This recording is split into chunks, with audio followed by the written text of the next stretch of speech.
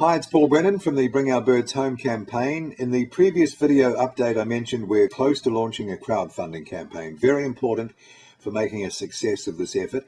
We're talking with a crowdfunding expert right now who's helping us to craft a campaign that starts modestly but then will allow scaling up as we go through the various phases of this operation.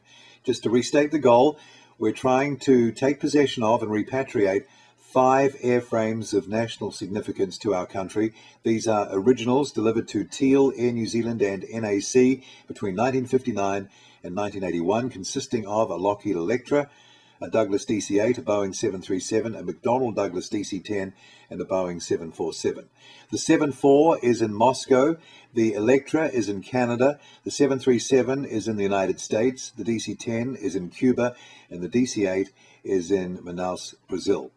So the first part of this funding effort will be to cover travel and downtime expenses so we can get around those 5 locations and establish the personal relationships that will be very necessary in the wheeling and dealing that will take place to either purchase or have donated those airframes to us so we can ultimately bring them back to New Zealand. The dream scenario is to get all 5. 4 of them we know cannot fly again.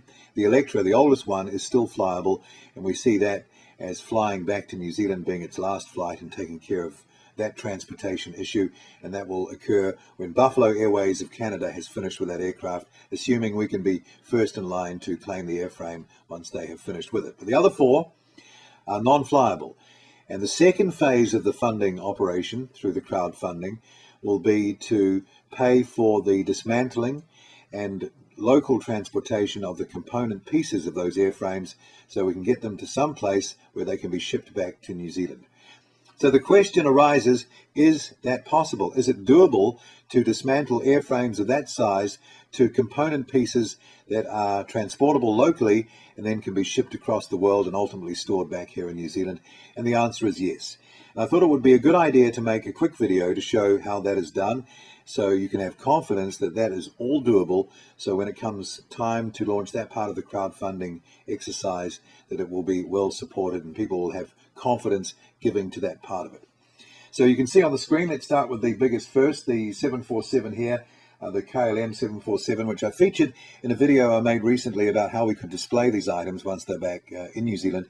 This was a retired 747-200 that KLM had dismantled and shipped to an aviation museum in the Netherlands. Now you can see here already they've taken the wings off, and they've done that very sensibly. No gas axing here. It's obvious that when it comes time for reassembly, those wings can be put on and you would never know that they've been removed. And also there was the issue of transportation of that airframe, and you can see here that they have the wings and the fuselage, which they haven't broken down into sections. They've kept the whole thing. They've got it on a barge here and they're moving it along some sort of canal or across a river or something. So again, that is very doable. When NASA retired the shuttle, of course, they also retired the shuttle carriers, these 747-100s, and they've been sent to museums as well. Here's one example. It was flown into an airport and then dismantled and transported to a museum for display. Already they've got the tail off. You can see the engines have come off. The undercarriage has been removed.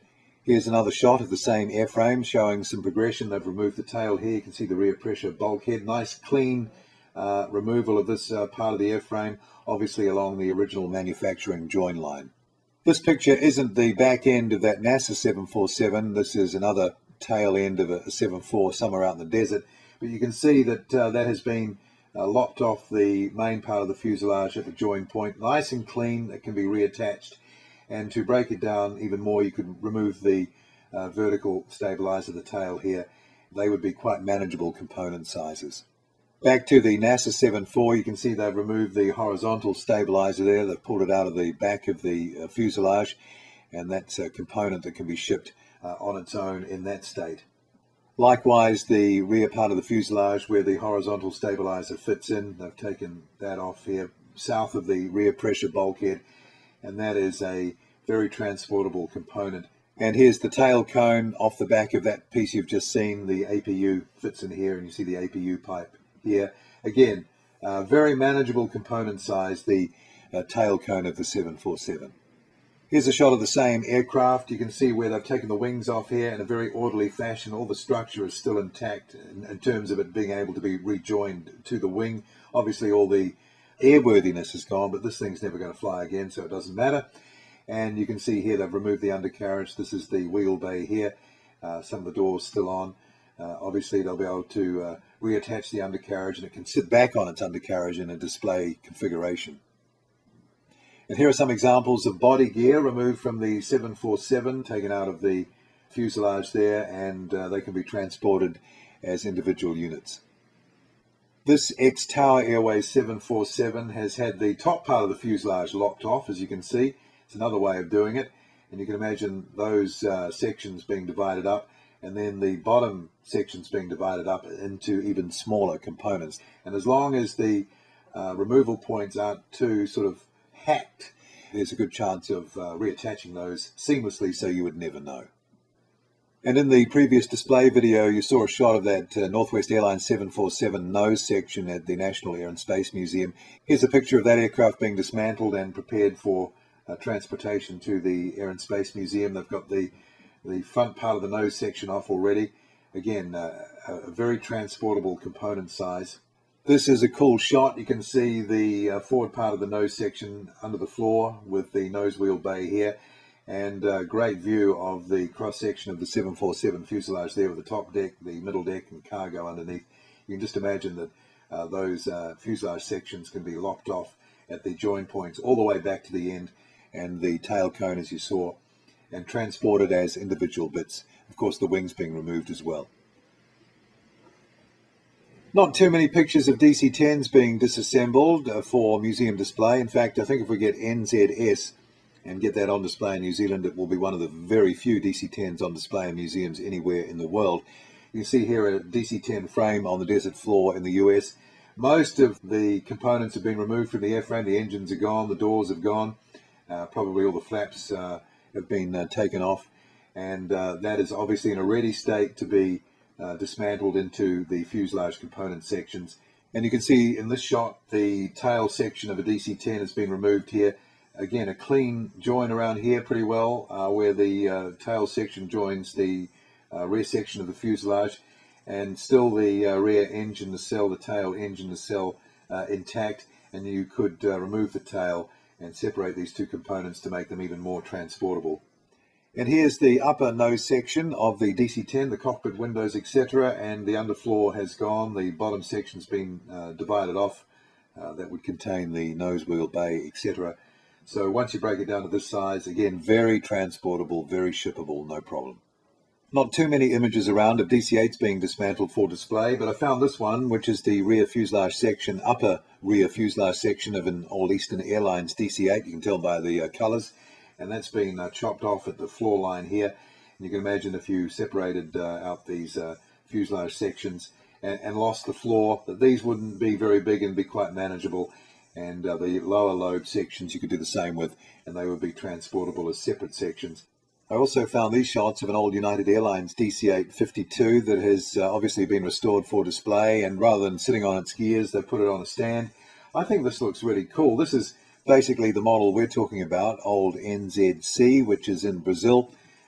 You'd look to reassemble it so it was intact like this again, though I'd probably have it sitting on the gears, ideally in a display situation. When it comes to narrow bodies like the 737, here's a good example, not a 737 but a NATO 707, and obviously this is being broken down for display. They've disconnected the various fuselage sections into their component pieces. The wings have come off again in an orderly fashion, and you can imagine that this could be quite easily transported section by section to wherever it needs to go to the museum, or to a point where it's transported to the museum. I found these pictures of a 737-200 freighter being dismantled and shipped off the airport property somewhere in Indonesia. It didn't say where it was going, but it looks like they're preparing it for a display somewhere. And the thing about the 73 is that the fuselage isn't that big, and chances are it can be transported in one piece. And you can see here that they've gone about this in a very orderly fashion as we cycle through these pictures. So out of all of them, the 73 will undoubtedly be the easiest to pull apart and transport, just because it's the smallest.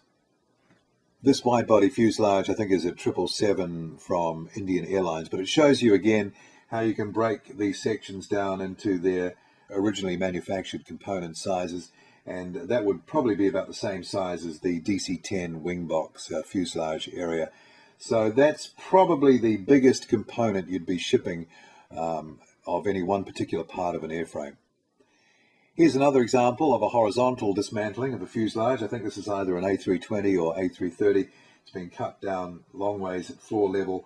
The front part completely removed. You see the cargo door here. And if you really needed to break it down into small components, this would be the way to do it, to cut it in half, divide off the top bits, divide off the bottom bits, ship it all as smaller piece parts, and reassemble it all back where it is going to be displayed. But you can see here the wings again have been removed sensibly, and they will be easy to reattach and to look seamless in a display condition. So I think those images show that it's doable. We can dismantle these airframes from big down to small at the locations, at the airports, and then take them off property to some place that they can be shipped in these component sizes all the way back to New Zealand. And these are sizes that can be stored as well relatively easily if we could find the right premises. So I hope that answers some of the questions, and I look forward to making some announcement very shortly on our crowdfunding campaign and the setup of our incorporated society as we move ahead with Bring Our Birds Home.